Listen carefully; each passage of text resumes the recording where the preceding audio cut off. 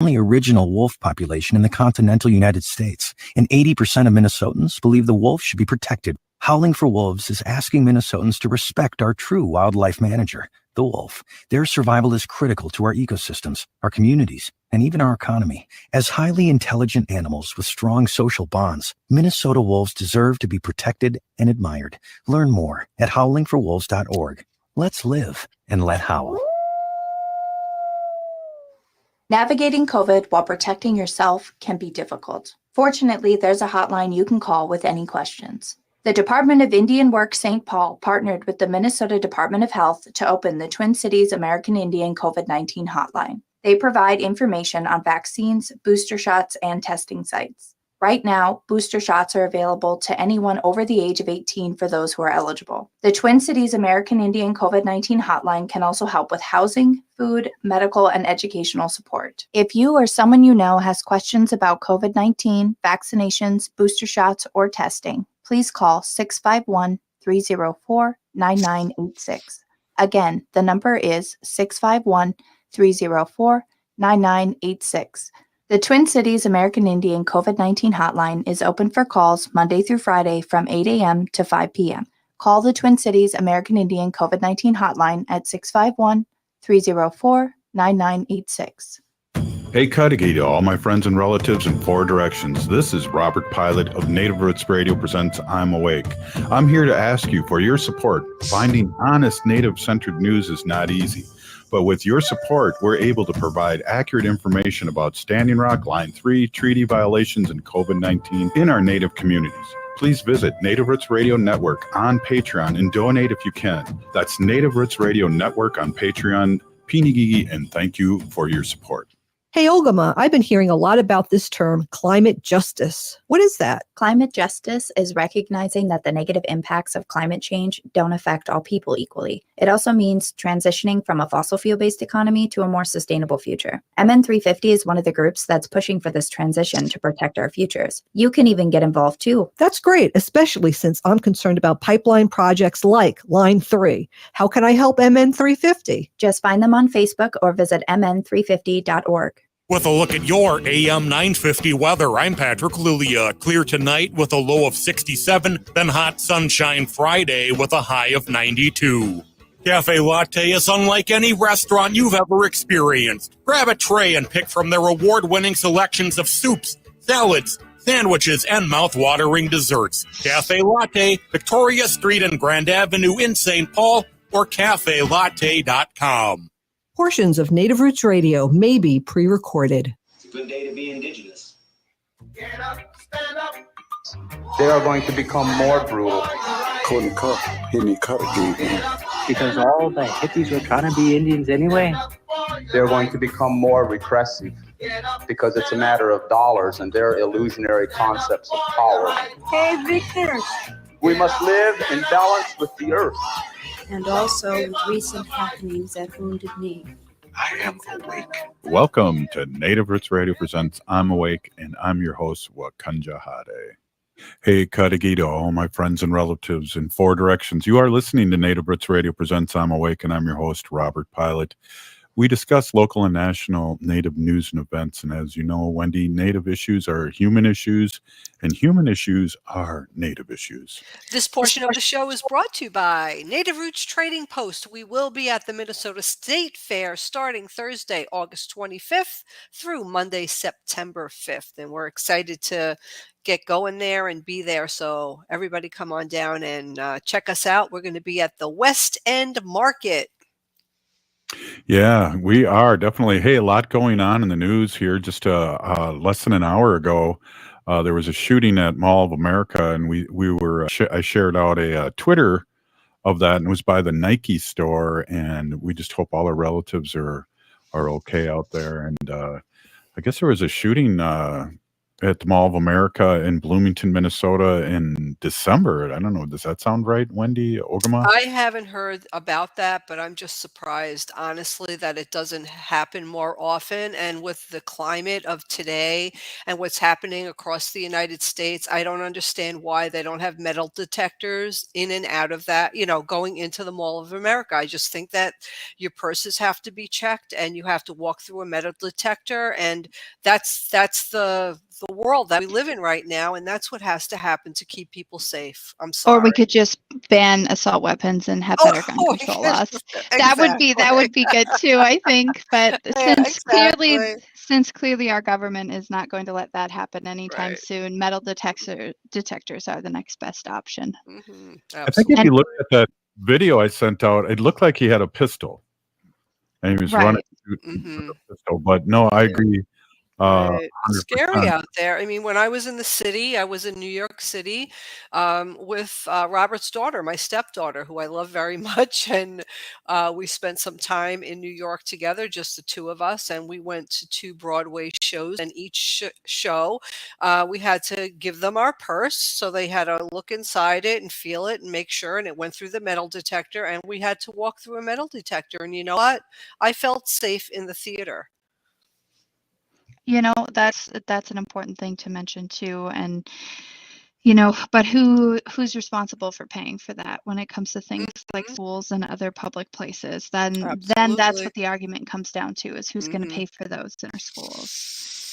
So gun control is clearly still a problem here in this country. Robert, I do have a little bit of info here, updated just here about just less than an hour ago. The police of Bloomington say the scene in Mall of America has been secured, and there does not appear to be any other places where the shooter is going. It's an isolated incident that they've released so far. I'm taking a look here at the Minneapolis Crime Watch, or Crime Watch Minneapolis Twitter. There's several photos of police officers with rifles walking through the Mall of America, videos of people who were on lockdown there. Robert, I think you talked to somebody today who was on lockdown at the Mall of America.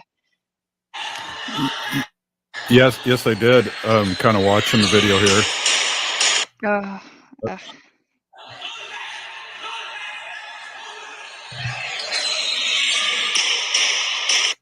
Yeah. Okay, it's on repeat. Sorry. Yes, I did, and they didn't know what was going on because they were on the other side of the mall. But I also saw some Twitter video of people running out of the mall. Right. So yeah. Yeah, I think that this is going to expose the Mall of America, because I've kind of had the same thought that Wendy has in my few trips. I don't enjoy large malls, so I don't go to the Mall of America very often. But every time I have been there, I've wondered, in the same way that I wonder, when I send my daughter to school, what is their protocol for if there were to be an active shooter situation, and or is it every store for themselves, or what is their protocol? And I wonder if the situation is going to cause the Mall of America to update their security or their protocol for something like that. So we'll have to wait and see. As of right now, it doesn't appear that they found any victims, so hopefully that remains the case. Yeah, definitely. When somebody's running around with a pistol, and the way this person was kind of walking all bouncy and everything, it's hard to hit anybody. It's not a TV show. But when you have those assault rifles, like you said, Ogimaa and Wendy, you're shooting 100 rounds a minute, and it's big bullets. But yeah, why don't we, if you got some more news here, we can move on to and talk more, Ogimaa. Yeah, I sure do have some more news. Those who care for the beaver, Wadukwad Amikwag, put out a press release today about the anniversary of Enbridge's breach on the LaSalle Valley Aquifer, which happened last year, stating that the construction of the Line 3 pipeline caused permanent damage. The press release states that the 1-year anniversary of Enbridge's breach of the LaSalle Valley Aquifer at LaSalle Creek is upon us, and that they're memorializing this by taking on this information. There was a recent investigation done by this organization, those who protect the beaver and partners, and they've revealed ongoing construction damage that they are requiring immediate accountability for. They're seeking an independent panel of scientists to study the frack outs, aquifer breaches, hydraulic disturbances, and ecological damages that were done. They are asking for an ecologically sound strategy for monitoring and or mitigation for this. They're demanding that this work no longer be trusted to Enbridge, Bar Engineering, nor state regulators who have continued to downplay the damage. There is a video that is available. Unfortunately, I did not have time to get that loaded up before we went live here, but there's definitely a lot of damage that's going on, including they did some high-resolution thermal imaging studies, and they detailed evidence of upwelling groundwater, and that groundwater was leaking for in upwards of, I'm not even sure. It doesn't list how long, but the water testing is also showing ongoing damage that happens. So these would be violations of state and federal law by Enbridge Energy during their construction of the Line 3 pipeline, and possibly violations of the law for their engineering consultants and contractors. So right now, there's nothing that they know of that can be done to stop the uncontrollable flows of welling groundwater, but we'll see what happens with that. But basically, the same thing that we say here on Native Roots Radio, that many of the predictions by Indigenous leaders, scientists, and water protectors have happened, when it have come to fruition when it comes to the Line 3 pipeline, and this is a continuation of this. So make sure you check out the Wadukawad Amigwag page, or those who help the beaver, and you can find them on YouTube. There is a video available there, and I will go ahead and put that up on the screen, the link to that YouTube video for everybody today. Another note on climate that I want people to kind of get a heads up on is it's called the Inflation Reduction Act of 2022, but there's actually quite a bit of jargon in this bill that would help with the climate. So there's a lot of shortcomings, but the bill would hopefully start to decrease oil and gas leasing provisions. And this is something that needs to be talked about, that people need to be aware of. In this same climate deal, there is funding according to ICT. There's tribal provisions included in that bill as well. So the proposal increased funding for tribes and states, some up to $5 billion for climate-related planning and development, plus another $60 billion for targeted at climate justice infrastructure. And then I just want to let people know that Kentucky and Northern Virginia are seeing some of the worst flooding that there is so far in their history. So if you've got a chance and you want to send support, go over to kentucky.gov. The governor has set up a flood relief fund.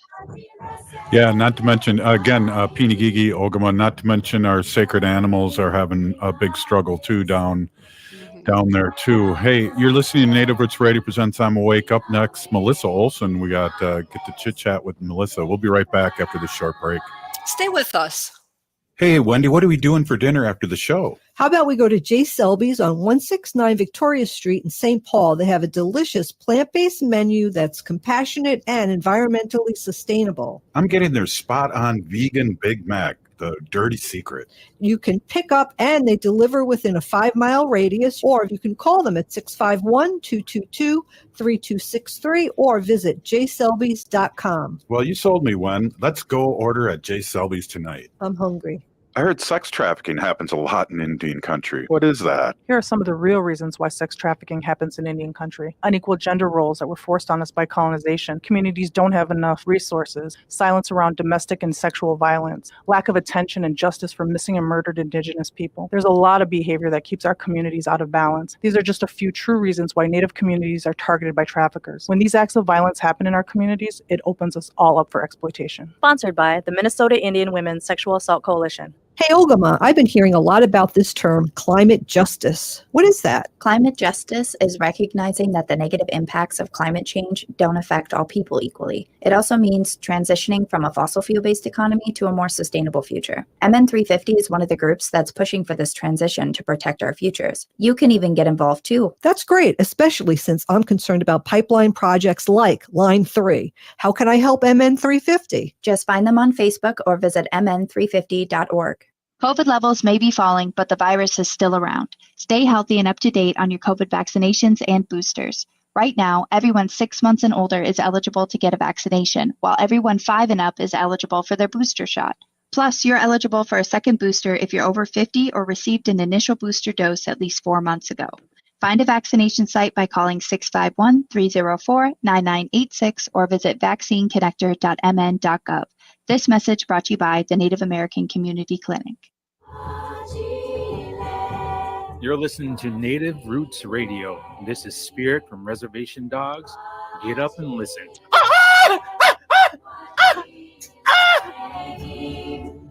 Welcome back to Native Roots Radio presents I'm Awake, and this is Robert Pilot. This portion of the show is brought to you by MN350, a grassroots organization fighting for climate justice. Hey, we're here with Melissa Olson, and Melissa, geez, I've known you for quite a few years. You're a radio host, worked for McGeezy, and now you're heading off to New York. I just want to say one quick thing I just saw on Facebook. We missed some of the cast from Reservation Dogs. Did you see that at the Powwow Grounds? What the heck? I normally don't miss that stuff. But like maybe an hour. So I saw the photos and I was just blown away. I'm like, man. Right, exactly. Us cool people did not make it.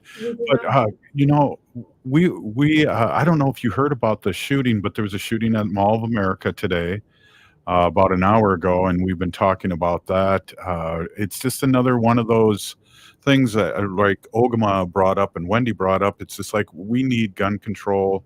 We're not safe anywhere, and big places like the Mall of America. Wendy and I were in Cooperstown, New York, and there was thousands and thousands of people there. And the new normal is not being in good big crowds. It seems like, I don't know. It's frightening. For sure. Can you? I'm curious. Do you have more details about what happened at the mall? Well, it was a shooting. Go ahead, Ogimaa. I was going to say, as of right now, they haven't found any victims. There was a shooting at the Nike store or around the Nike store. Police in Bloomington said that the incident is isolated to their knowledge to the one store within the mall. But last we heard, the mall was still on lockdown. This happened, only about an hour and a half ago, Robert? Yeah, exactly. Less than. And, with all this excitement, Melissa, do you mind, introducing yourself to everyone? We're all over Turtle Island now, and we want people to know who you are. Sure. Thank you so much. I am a citizen of the Leech Lake Band of Ojibwe. My name is Melissa Olson. Anikets is my Ojibwe name. Let's see. I've lived here in Minneapolis probably about 2/3 of my life. It's very much the community I think I feel most at home. Gee whiz, I don't know what else there is to say. I've worked in the community for a long time. Probably this year goes something 27 or 28 years. Goes way back to when I started as a youth worker at the old Pillsbury Wait House, which was a community center in South Minneapolis that served a lot of the Native community at that time. So just been really proud to work in the community as long as I have. One of the things too I want you to mention is your great documentary, and I think that's what really inspired me to reach out to you a long time ago. Can you talk a little bit about that and where people can listen to it, because it's still very valid and even more so valid these days, that great documentary you did. Thank you so much. Thanks for those kind words. In 2014, myself and 3 other colleagues, women that I knew mostly through professional relationships, got got together and decided we wanted to make a documentary about the experiences of our parents, our mothers specifically. Each of them were adopted out in the 50s or 60s and had been raised by white families. It was such a balm, a healing moment for us just to have a peer group, just to talk and trade stories about our experiences. And that's really where the documentary was born. From there, we interviewed our parents, and they, some of them, at least one of the moms, shared her story for the very first time.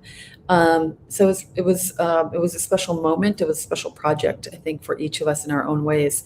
The documentary, it's an audio documentary, so it's sound. It's created for radio and for audio platforms.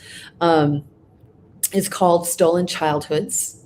It was produced at KFAI Community Radio in Minneapolis, edited by Todd Melby, myself, and Ryan Katz.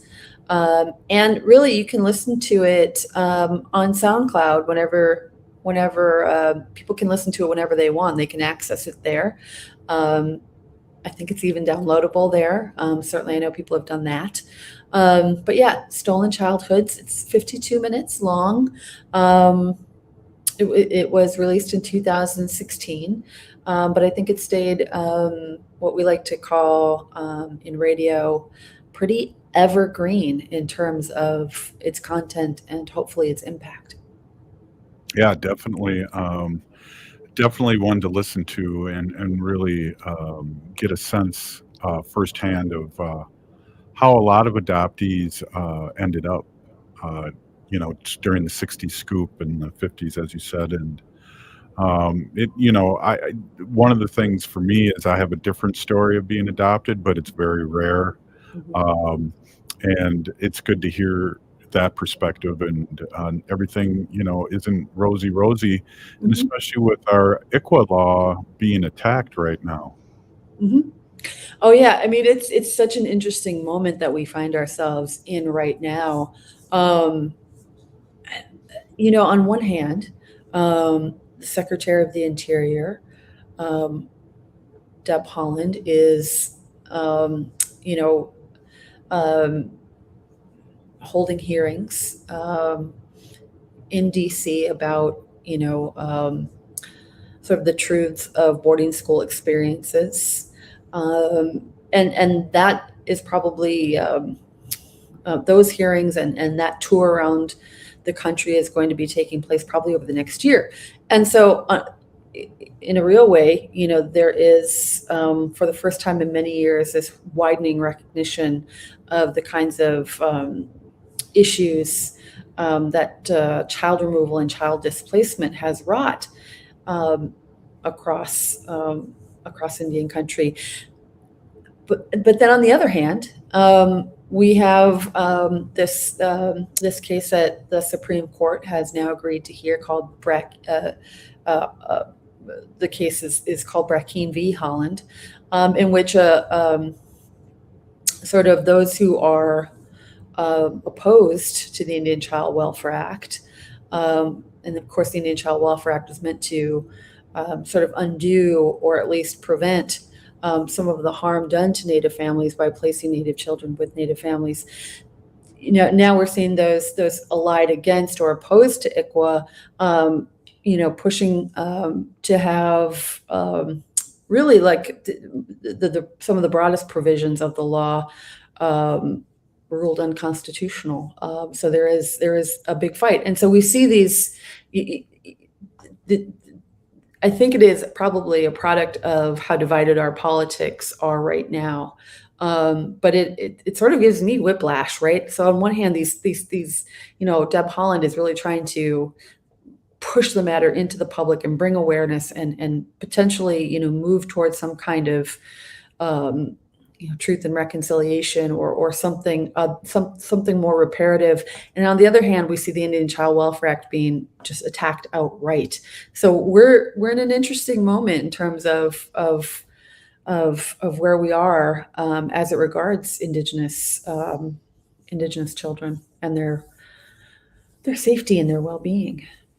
Yeah, definitely. We got less than a minute here before we go to break. I'd really like to crack open the egg and talk about just what's happening nationally with women's rights and things like that, because, Native people have been attacked for 500 years, and it's almost right now back to, well, now people are getting more excited about it because it's affecting all women. But we want to talk about a little bit about our sovereign nation and what we can do to keep women's rights, and abortion's part of it, but I'm telling you, for me, it's like the right to choose, it's the right to have a woman as not being a second-class citizen anymore.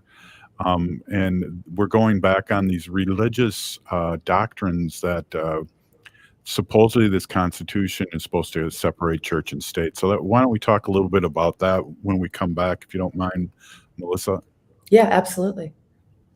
Hey, we're here. Native Roots Radio presents I'm Awake with Melissa Olson, Wendy, and Ogimaa, and we're just having a fireside chat by the by the microphone. So you're listening to Native Roots Radio presents I'm Awake. Stay with us.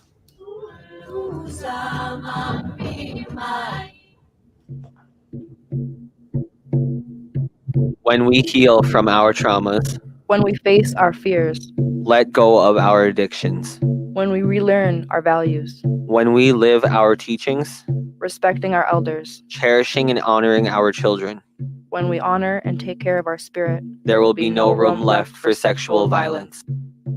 Sponsored by the Minnesota Indian Women's Sexual Assault Coalition. Don't fall for vaccine misinformation. Local medical professionals are available to answer any of your questions. Initial shots and boosters are safe for people who are pregnant and even young children. Right now, vaccines are available for anyone over 6 months of age, while boosters are available for anyone over the age of 5. This message brought to you by the Native American Community Clinic. Find a vaccination site by calling 651-304-9986 or visit vaccineconnector.mn.gov.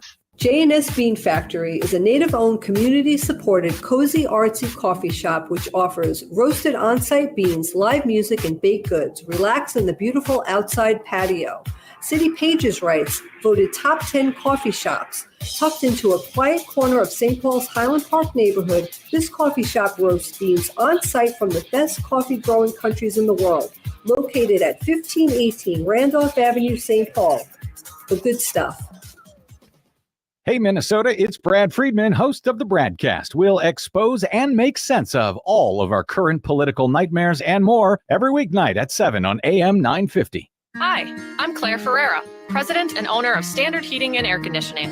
Ever since my grandfather founded Standard over 90 years ago, word-of-mouth advertising and referrals from our customers have always been important. That's why, after serving over 500,000 customers, we're proud to have a 4.9-star average rating out of 5 on our online reviews. Check them out yourself and find out more at standardheating.com. That's standardheating.com. And this month, Standard Heating and Air Conditioning has savings on a stick. Standard Heating has 3 state fair specials running now through Labor Day. First, take $30 off a furnace or AC tune-up, or double your savings to $60 off if you schedule both at the same time. Second is $50 off a qualified indoor air quality product with the purchase of a furnace or air conditioner.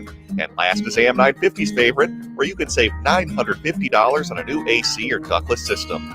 Find all those offers and book your appointment today at standardheating.com. Standard Heating and Air Conditioning, providing the comfort you deserve since 1930.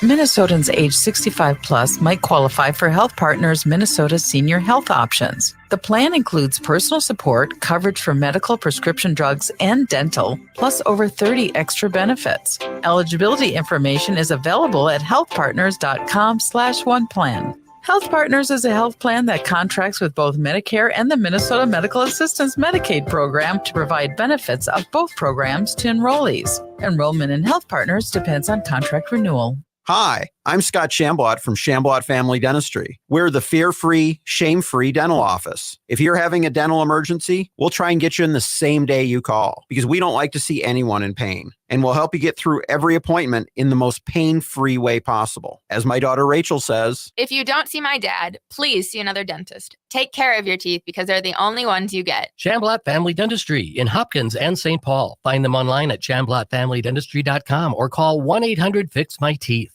With a look at your AM 950 weather, I'm Patrick Lilia. Clear tonight with a low of 67, then hot sunshine Friday with a high of 92.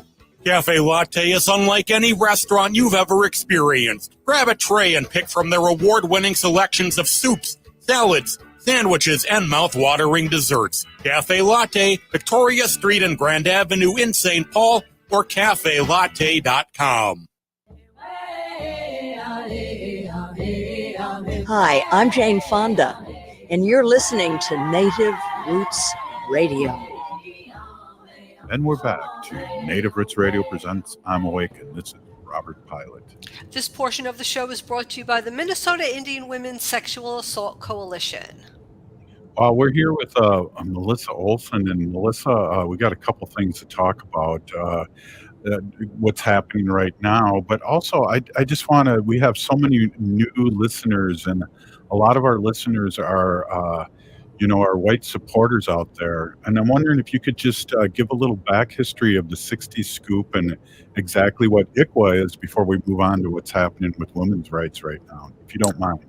Sure. The 60s scoop is a term, I think, that describes sort of the same phenomena that happened here in the U.S. So in Canada, they talk a lot about the 60s scoop.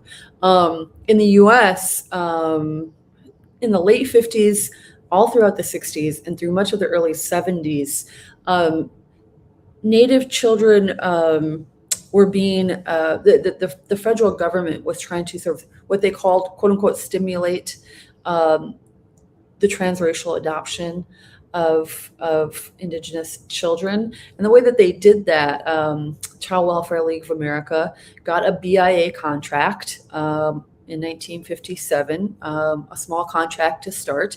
And they started, with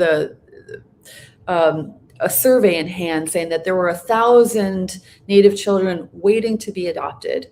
And that program was meant to encourage white adoptive parents to consider adopting a Native child because at that time, race matching, quote unquote, race matching was a practice in American adoption. And so, they were trying to sort of, reach as many white adoptive parents as possible. And they really worked hard at it for many years. And probably, in the US between like 1957 and probably 1968, the research I did shows that probably in most of the Western states where there are large tribal communities, you're talking about 400 children being adopted a year in each of those states. So somewhere between 15,000 and 20,000 children. And a lot of these adoptions, of course, were coerced outright. It was the 50s. And so there was a lot of stigma attached for young women who were not married to give up their children, whether they were white, Native, or African-American. So there was a lot of coercion in these adoptions, shame and stigmatization of unwed pregnancy, quote unquote, unwed pregnancy. And so there was, following, we talk about the boarding school era, really 1880, probably right through World War II. And so the adoption era comes just right after that. And we see the same, a similar attempt to assimilate to assimilate Native children and to detribalize Native people on the whole through child removal. I don't know. That sounds like it's a little wordy, but I hope that helps describe it a little bit. Well, and again, too, it's another attempted genocide of our people. in boarding schools and adoptions, and just to wipe us out. And but and the ICWA laws really came about and really to protect families to stay together, and I think that's what was happening in the 50s and 60s, where they were separating their family. Yeah. So one of the things that happens is that by 1968, the push, tribes and the push for self-governance and self-determination, and it was just starting in the late 60s. That forced like the Child Welfare League of America and those folks to stop what was called the Indian Adoption Program. But what happened, which was really significant, is that foster care really started, the sort of fostering out of Native children to white homes, became very, very, very common. So something like 1 out of 4 Native children were in foster care in the mid-70s, just an outrageous number of people. And the Indian Child Welfare Act, in addition to trying to really end this kind of displacement through adoption, also came about to stem the tide of the number of children who are just being placed willy-nilly in foster care. And so it makes the Indian Child Welfare Act makes certain provisions. And one of them is that an Indian child, it has preferences. So, a child should be placed with their parents. And if not their parents, then, members of their family. And if not members of their family, then an Indian family within the same tribe. And if then not in the same tribe, then an Indian family from perhaps another tribe. And it has these preferences, which is some of what is at stake right now in this case that I mentioned earlier. Right, exactly. Well, I appreciate you doing that, and we really appreciate all the new listeners too out there. Let's talk a little bit, and I'm going to open this up a little bit more with Wendy and Ogimaa, but let's talk a little bit about, when we ran into each other today, we touched base about women's rights and the attack on women's rights. I'd love to hear, of course, your take, and then maybe have a little round conversation here in the last 5-6 minutes. Mm-hmm. Yeah, I've been working as a journalist the last several years, first at KFAI and most recently with Minnesota Public Radio as a freelance contractor. And so the way that I approach much of what's happening post-Roe is as a journalist.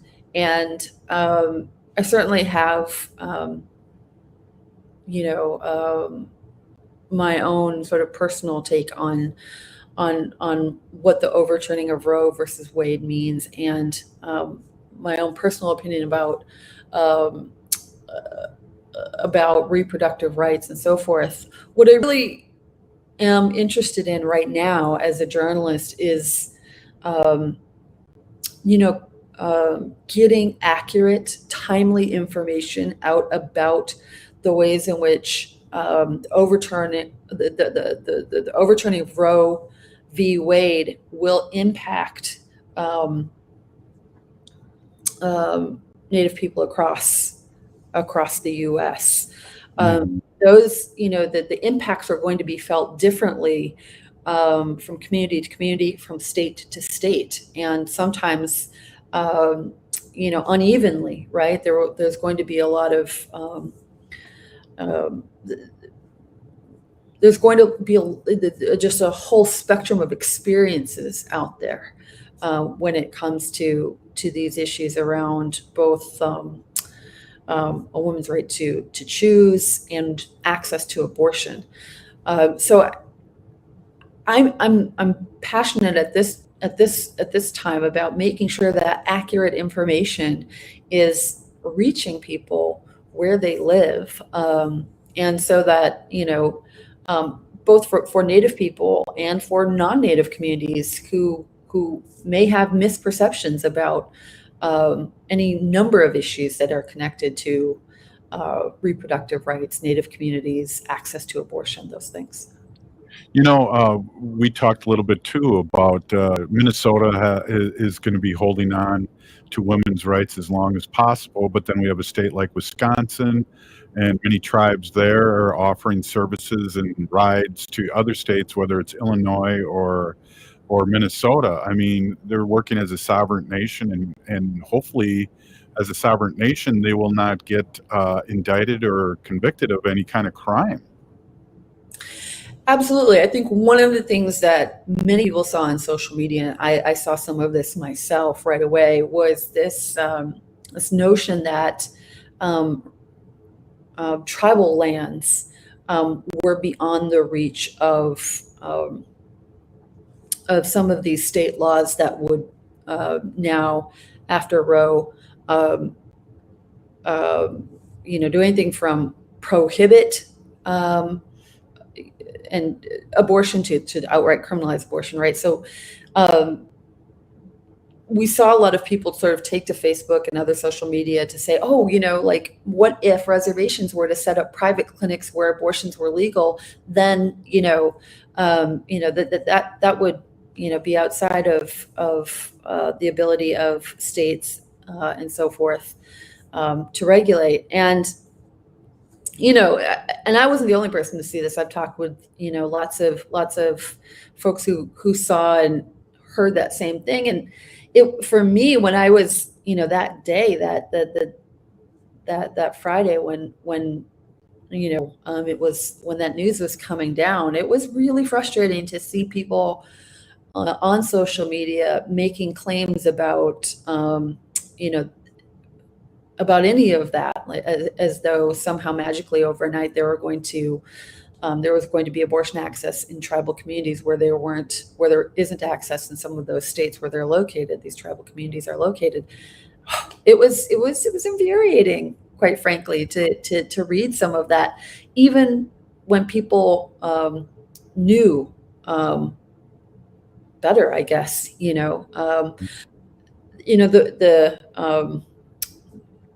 One thing that bears repeating is that Native women have not had good, if they so choose, they've not had good access to reproductive health or abortion through the IHS. The Hyde Amendment, and people are familiar with some of these laws, prohibits federal spending on abortion. And that means that it prohibits federal funds to be spent on IHS to provide abortion access. And frankly, it was appalling to me that, those who are concerned about sort of, the future of reproductive rights, that the first place that they look to, or one of the first places that they look to, were tribal communities where that access has not existed in any real way for some years. That was frustrating. That was hard to hear. And I like some people, I spent some time that day, hopefully meaningfully, respectfully correcting what I thought was some misinformation out there. Right. Well, Ogimaa, we only got a minute left. Do you have a statement or a question? I just want to, echo what Melissa was saying about that level of frustration too. I felt almost like I call it being voluntold. Somebody else is volunteering you for something and at the same time telling you that that's your job to do it now. And I usually say it in a humorous way, but I was feeling that definitely when Roe versus Wade got overturned about the tribal community, because I knew exactly what Melissa just said. Federal dollars cannot be spent on abortion, and most of IHA's funding is federal dollars. And we have not had that access. And for other people, especially non-Native people, to reach out and say, oh, well, they're sovereign, they could do this. Maybe they could, but are they? And is it right that you should receive services there or even talk about it first? Wow, really good point. Hey, I want to just give a really a big peeny-gigi for Melissa stopping in. Hopefully we'll get some reports from you out in New York too, because it sounds like you're on to another exciting trail in your life, and I really appreciate you stopping in, Melissa. Robert, thanks for inviting me to stop by today. We got to work on our timing. So next time when the cat from Reservation Dog shows up, we're there front and center, But thank you so much for inviting me. It is also great to see you, and it's always awesome to have the support of Native Roots Radio and all of its producers. Thanks so much for having me. Well, great interview. We'll be right back after this short break. Stay with us. Hey, Ogimaa, I've been hearing a lot about this term, climate justice. What is that? Climate justice is recognizing that the negative impacts of climate change don't affect all people equally. It also means transitioning from a fossil fuel-based economy to a more sustainable future. MN 350 is one of the groups that's pushing for this transition to protect our futures. You can even get involved too. That's great, especially since I'm concerned about pipeline projects like Line 3. How can I help MN 350? Just find them on Facebook or visit mn350.org. Minnesota has the only original wolf population in the continental United States, and 80% of Minnesotans believe the wolf should be protected. Howling for Wolves is asking Minnesotans to respect our true wildlife manager, the wolf. Their survival is critical to our ecosystems, our communities, and even our economy. As highly intelligent animals with strong social bonds, Minnesota wolves deserve to be protected and admired. Learn more at howlingforwolves.org. Let's live and let howl.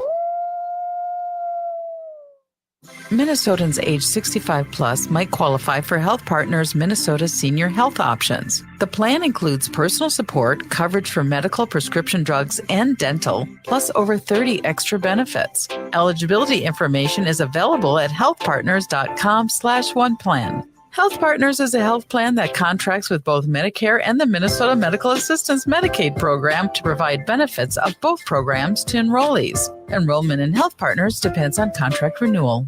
J&S Bean Factory is a native-owned, community-supported, cozy, artsy coffee shop which offers roasted on-site beans, live music, and baked goods. Relax in the beautiful outside patio. City Pages writes, voted top 10 coffee shops. Tucked into a quiet corner of St. Paul's Highland Park neighborhood, this coffee shop roasts beans on-site from the best coffee-growing countries in the world. Located at 1518 Randolph Avenue, St. Paul. The good stuff. This is Winona LaDuke of Honor the Earth, and you're listening to Native Roots Radio. I'm Awake. Welcome back to Native Roots Radio presents I'm Awake, and this is Robert Pilot.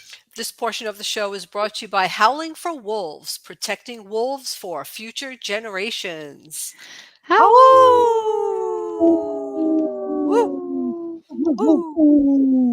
Our dogs don't even move. Hey, I want to introduce Wendy, my awesome, beautiful wife and sidekick, reporting from New York. And we're talking about our sacred animals. And pressure's on. It's been a great show, Wen. It has been a great show. I hope I don't ruin it. Hey, everybody. My name is Hanaji Hihani, and that means cares for them. I was given that name by my Dega Curtis. Curtis goes by Mashke Hanajinga, which means walks on white clouds. I'm a humane policy volunteer leader for the Humane Society of the United States, and I work on animal issues at the local and state level. And it's always my pleasure to do this work. And I have really good news today, and I always love to share good news.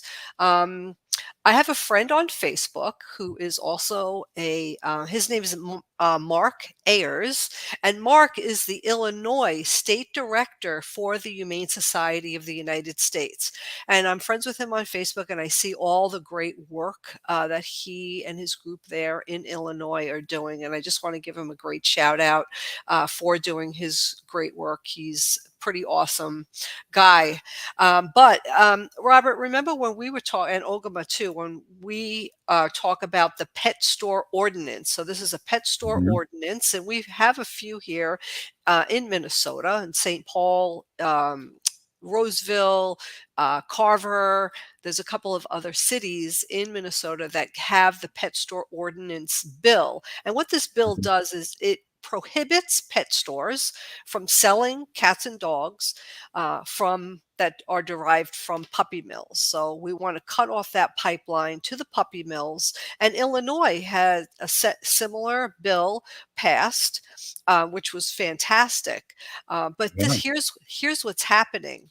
So some of these pet stores are reorganizing, and they're getting their business going again, and they are operating as licensed dog dealers. So Huh.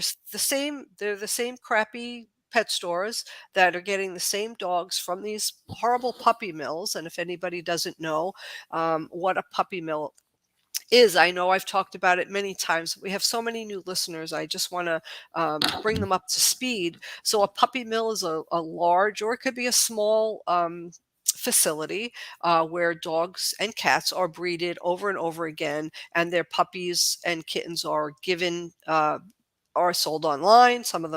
Most of them go to the pet stores. But these dogs and cats spend their whole adult life in cages, and they don't have any socialization. They don't really get very good vet care.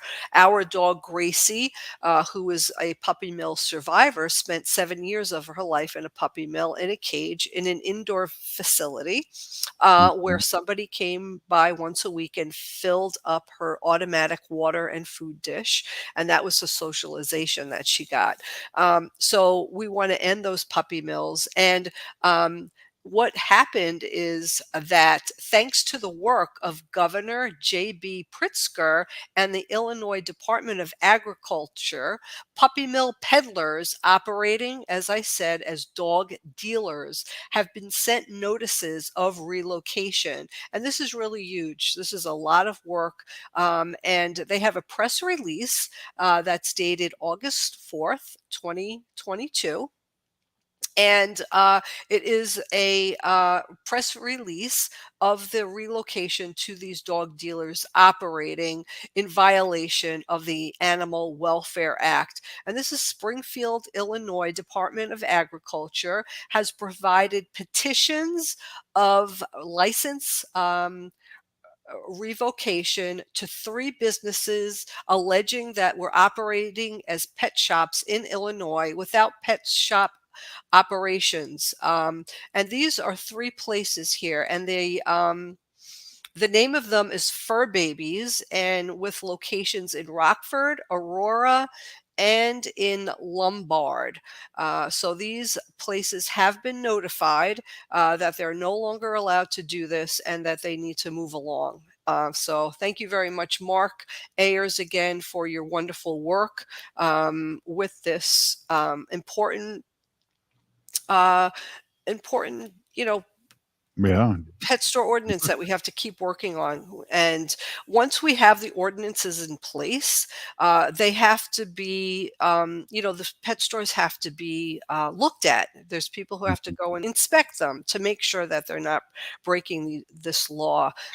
So I'm really happy that this is happening and that people are stepping up to do it. The other thing I wanted to talk about tonight, it was a little bit of something that I just kind of really looked at recently, and somebody was talking about it on Facebook because there was a cat in the neighborhood that was killing a lot of birds. And I just said to myself, well, I know a lot of people like to let their cats out, and some cats just can't be kept indoors. I had an outdoor cat for many years, many years ago. Finally, he was getting into a lot of trouble, and he'd come home from fights, right? And he'd be all scratched up and everything. And it really took us a long time for him to be being an indoor cat, but we did finally do it. But statistically speaking, they kill the most birds.